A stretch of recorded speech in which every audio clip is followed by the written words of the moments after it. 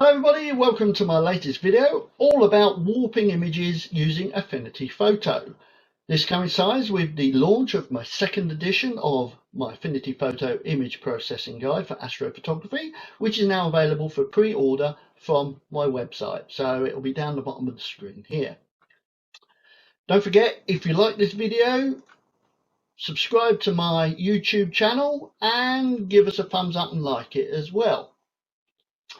What I'm going to talk about today is all about taking a picture like this, which was returned from the Perseverance probe, which landed on Thursday evening, which was absolutely awesome. That was what an achievement these guys and gals have done with this probe.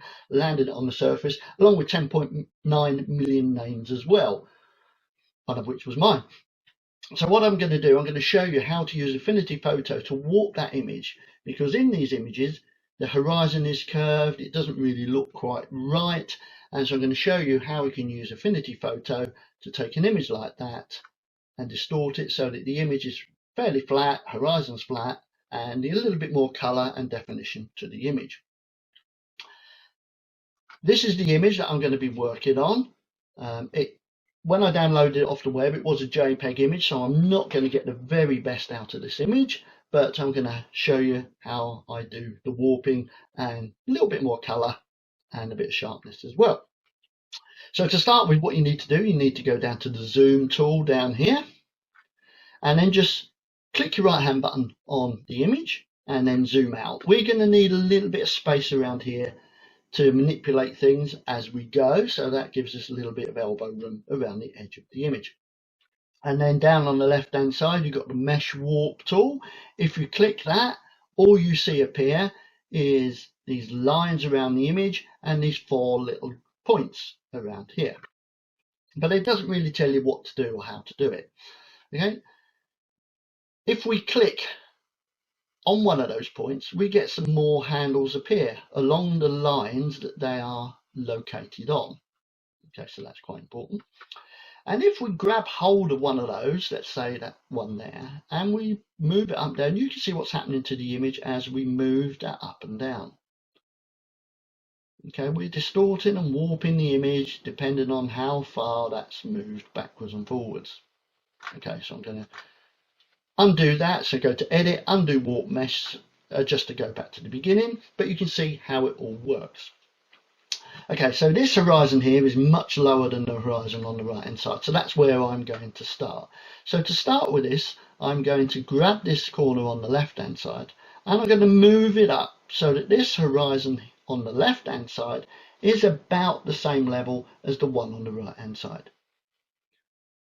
Okay, so that's about it. And then what I'm going to do, I'm going to grab that and then I'm going to pull that down here so that you can now see that that horizon is now starting to get a little bit more level. It's a bit curved over here, so we need to start manipulating the other side to make that a little bit flatter there as well. If you double click anywhere in the image, you can add another alignment point. So these will effectively lock those positions, so if you don't want anything to move here, you can just grab this bit and move it, you see. So it gives you really fine control into how you can do that. And if you don't want an alignment point there, you just highlight it, press delete, and you can delete it from the image as well. So you can put alignment points wherever you want on that image, so you can finish off the image quite nicely. So what I'm going to do, I'm not going to try and crop the top out or clone the edge to get rid of that shade at the top, because that's what came with the image. So there we go, there's the horizon almost straight, and I could work on that a little bit more, but I'm not going to. And I'm just going to show you how to get a little bit more color and how to get a little bit more definition out of that image. So the way I do that is to go to the Vibrance tool here, and then if you go into default and then under saturation here, at about 15-20%, and you can see the color will start to appear and become a bit richer in color. And then the next thing we're going to do is go to the layer, new live filter layer, and there are two ways you can sharpen it up. You can use clarity or unsharp mask, With clarity, you've got one control here, and as you slide that backwards and forwards, you can see the image becomes sharper. But again, with a lot of these controls, do not overdo it, otherwise you're going to just introduce lots of artifacts into the image. And when you're finished, click merge, or you could just press across and it will stay there associated with that particular layer. I'm just going to delete it, and I'm going to just show you how to do the other one, which is the new live filter layer, sharpen, unsharp mask. And you've got two here, you've got the radius and you've got the factor. So you adjust those till you get the best image that you can get, and it sharpens up the image, but again, don't overdo it. And I'm going to click merge and save that one. And then I might want to add a little bit more vibrance to the image, so I'm going to increase the, delete that.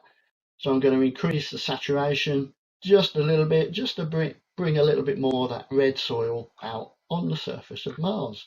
So there you go. That shows how to warp and get a little bit more richness out of the color using Affinity Photo and sharpen the image up a bit. So if you want to know more about astrophotography image processing using Affinity Photo, the second edition of my Affinity Photo Astrophotography Processing Guide is now available for pre-order. Okay, hope you've enjoyed the video. If you have, don't forget to subscribe to my YouTube channel, and of course, like my video as well. Thank you very much. Bye bye.